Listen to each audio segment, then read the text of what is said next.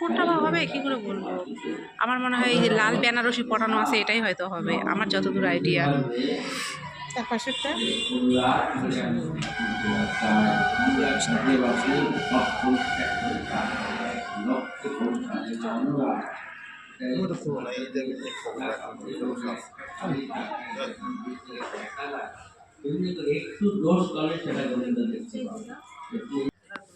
তো তোমরা কিন্তু দেখতেই পেলে যে প্রথমে ওখানে ঠাকুরের কোনো কথাবার্তা হচ্ছিল, আর কি যিনি বয়স্ক মানুষ বসেছিলেন উনি ওখানে ঠাকুরের কথা বলছিলেন।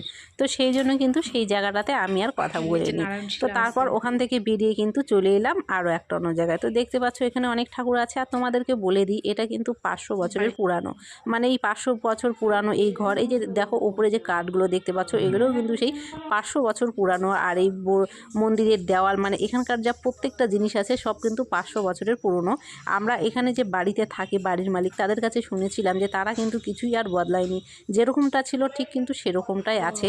আর এর পাশেও আমি কিন্তু তোমাদেরকে দেখিয়ে দেবো, দেখবে এর পাশের যে দেওয়ালগুলো আছে সেগুলো কিন্তু কিছুটা অনেক জায়গায় কিন্তু খারাপ হয়ে গেছে, তবুও কিন্তু তারা এটাকে বদলায়নি। এই যে তোমরা দেখতে পাচ্ছ এগুলো যেরকম ছিল ঠিক কিন্তু সেরকমই আছে, তাদের মুখ থেকে আর কি শোনা।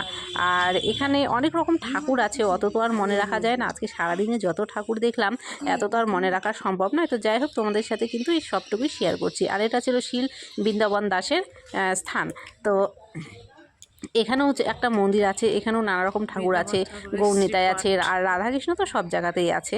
তো মোটামুটি আমি সকালে যে ভিডিওটা করেছিলাম সেটা আমি কিন্তু আগে গতকাল ছেড়ে দিয়েছি, তোমরা দেখতে পেয়েছিলে। আর গতকালের ভিডিওটা কিন্তু অনেকটা বড় হয়ে গেছিলো, কেননা সকাল থেকে আমরা দুপুর পর্যন্ত অনেকটা দেখেছিলাম, তার মধ্যে কিছু তোমাদেরকে দেখাতে গিয়েও কিন্তু ভিডিওটা অনেক বড় হয়ে গেছে। আর এগুলো কিন্তু আমরা বিকেলবেলা গিয়েছিলাম, তোমরা দেখতে পাচ্ছ প্রায় সন্ধ্যা কিন্তু হয়ে এসেছে। তো অন্ধকার ভাব হয়েছে, তবুও কিন্তু আমরা যতদূর ঘুরেছি যতটুকু দেখেছি আর ততটুকুই কিন্তু আবার তোমাদের সাথে শেয়ার করার চেষ্টা করলাম। আর তোমাদেরকে বলে রাখি এগুলো কিন্তু সবটাই হচ্ছে নবদ্বীপের, মানে নবদ্বীপের যত পুরনো যা কিছু আছে সব কিন্তু নবদ্বীপেই আছে। তো এখানেও একটা মন্দির ছিল, আর এটা হচ্ছে সিদ্ধ বকুল।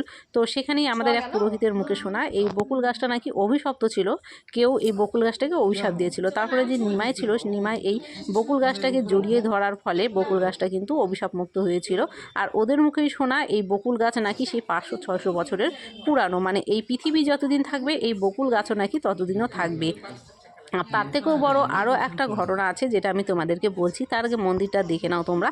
এই হলো মন্দির, এই মন্দিরেও রাধাকৃষ্ণ আছে, গৌরনিতাই আছে, নারায়ণশিলা আছে। আর তার তোমাদের বলে দিই এই মন্দিরের ডান পাশে, মানে ঠাকুরের ডান পাশে আর আমাদের ধরতে গেলে বাঁ পাশে একটা কিন্তু সমাধি আছে।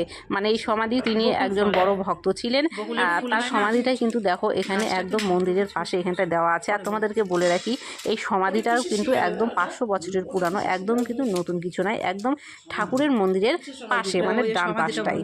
তো এখানটায় এই যে সমাধি, এই যে ইনি যে বসে আছেন এনার সমাধি, এটা এই যে নিচে এখানটায় সমাধিটা দেওয়া আছে। এই সমাধিটা কিন্তু 500 বছরের পুরনো। তো প্রথমে কিন্তু এই ঠাকুরটা মন্দিরটা আমি তোমাদেরকে দেখিয়ে দিলাম। এবার যে বকুল গাছটার কথা বললাম সেটা তোমাদেরকে দেখিয়ে দিচ্ছি চলো। যেহেতু অন্ধকার হয়ে গেছে খুব ভালো কিন্তু দেখানো যাচ্ছে না, তবু মোবাইলের ফ্ল্যাশ জেলে কিন্তু আমি দেখানোর চেষ্টা করেছি। এর ভেতরটা দেখো পুরোটাই ফাঁপা, মানে বকুল গাছটা এতটা বড়, অনেক পাতা, ফুল ফল সবই হয়, কিন্তু ভেতরটা একদম ফাঁপা, ভেতরে কিন্তু একদম কিচ্ছু নেই। মানে কি বলবো, আর এটা নিজের চোখে না দেখলে কিন্তু বিশ্বাস হবে না। এরকম ভেতরে ফাঁপা আর চারপাশে এরকম গাছ থাকলে কিন্তু দেখবে সহজে চট করে গাছ কিন্তু বাঁচে না, সেই গাছটা নষ্ট হয়ে যায় বা মরে যায়, কিন্তু এই বকুল গাছটা এখানটায় এখনো বেঁচে রয়েছে। আর এই যে এখানে লেখা রয়েছে, এই লেখাগুলো দেখো আমি অনেকটাই কিছুটা বোঝা যাচ্ছে, কিছুটা হয়তো একটু খারাপ হয়ে গেছে, তবুও আমি তোমাদের সাথে শেয়ার করার চেষ্টা করলাম যাতে তোমরা বুঝতে পারো দেখে যে এই গাছটা কতটা পুরানো আর এই গাছটার আসল ব্যাপারটা কি। তো দিনের বেলা হলে যাই হোক গাছটা আরও বেশি ভালো করে দেখাতে পারতাম, যেহেতু সন্ধে হয়ে গেছে তাই যতটুকু পারলাম ততটুকু কিন্তু তোমাদের সাথে দেখানোর চেষ্টা করলাম। তো তোমরা যদি কোনো সময় কেউ নবদ্বীপ যাও অবশ্যই কিন্তু এই বকুল গাছটা দেখার চেষ্টা করো। তারপর সেখান থেকে আমরা বেরিয়ে চলে এলাম নিমাইয়ের পাঠশালাতে। মানে নিমাই কিন্তু এখানটায় পড়াশোনা করতে আসতো। আর এখানে ভেতরে 3টা মূর্তি দেখা যাচ্ছে। এই মূর্তির মধ্যে মাঝখানে যিনি আছেন তিনি ছিলেন গুরুদেব। এক কথায় আমরা যাকে এখন বলি টিচার বা শিক্ষক, আর তখনকার দিনে ছিল গুরুদেব, মানে নিমাইকে পড়াতেন। আর ডান পাশে যিনি আছেন উনি হচ্ছে নিমাই, আর বাম পাশে ছিল রাম। তো এখানটায় নিমাইয়ের ছিল আসল পাঠশালা। আর এই নিমাইয়ের একটা বড় এখানকার কাহিনী আছে। নিমাই এখানটায় তার প্রমাণ রেখে গিয়েছিলেন যে তিনি পড়াশোনা করতেন। তিনি এই যে গাছটা দেখতে পাচ্ছ, এই গাছটা কিন্তু নিমাইয়ের হাতের মানে তৈরি আর কি। এখানটায় যাই হোক, নিমাই এই গাছটা লাগিয়েছিল। তো 500 বছরের পুরানো গাছটা কিন্তু এখনও আছে। আর তোমাদেরকে যে ফুলটা আমি দেখালাম, এই গাছে কিন্তু এই ফুলটা হয়, মানে যতগুলো পাতা ততগুলো ফুল কিন্তু গাছটাতে হয়। আর গাছটা কিন্তু এখনও ঠিকঠাকভাবে বেঁচে রয়েছে, মানে এটা দেখেই অবাক। তারপরে এর পাশেই ছিল এই যে মন্দির, তো মন্দিরটাও তোমাদেরকে দেখালাম। আর ইনি যে পুরোহিত মশাই আছেন, ইনি আমাদেরকে খুব ভালো করে সব বুঝিয়ে বুঝিয়ে বলে দিচ্ছিলেন গাছের ব্যাপারে, ঠাকুরের ব্যাপারে, নিমাইয়ের পড়াশোনার ব্যাপারে। তো যাই হোক, এক কথায় বলতে গেলে এই জায়গাটা কিন্তু খুবই ভালো লেগেছে। তো এখানটায় প্রথমে সব কিছু দেখে নিলাম, সব কিছু দর্শন করে নিলাম। আর এখানটায় আমি কিন্তু মোটামুটি যতটুকু পেরেছি তোমাদের সাথে শেয়ার করার চেষ্টা করলাম।